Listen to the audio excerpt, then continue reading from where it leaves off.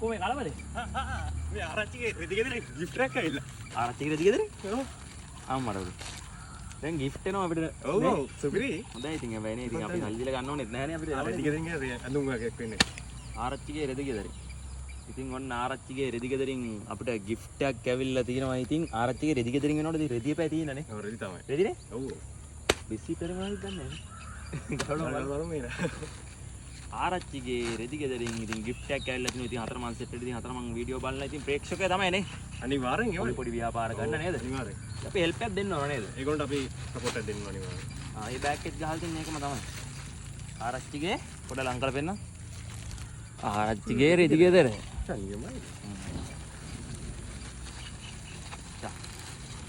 online t-shirt shirt දෙන්න ගන්න පුළුවන්ද? මේ පොප්කෝන්ද? පොප්කෝන්ද.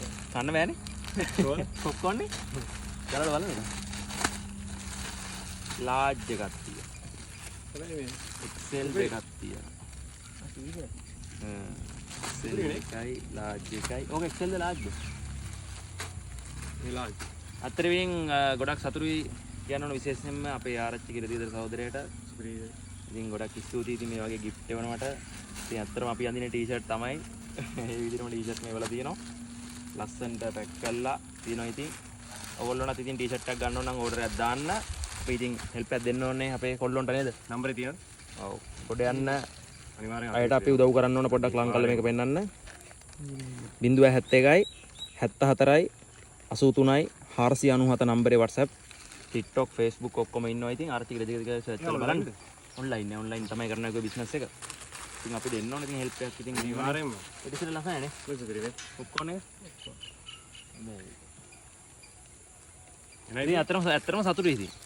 ඇත්තටම සතුටුයි. සල්ලියට ගන්න ගියත් ඉතින් බර ගන්න ඔව් කරනවා. යනවනේ ඉතින් අනිවාර්යෙන්. ඉතින් අපිට ඕන තරකට අඳින්න පුළුවන්. පුළුවන් ඉතින් බොහොම ස්තුතියි ඉතින් මොකද නම? ආරච්චිගේ රෙදි ගෙදර. රෙදි ගෙදර. එහෙනම් ඉතින් තරමන්නවන්නේ. හතරමන් වන්න හතරමන් ඉතින් ජය. ජය.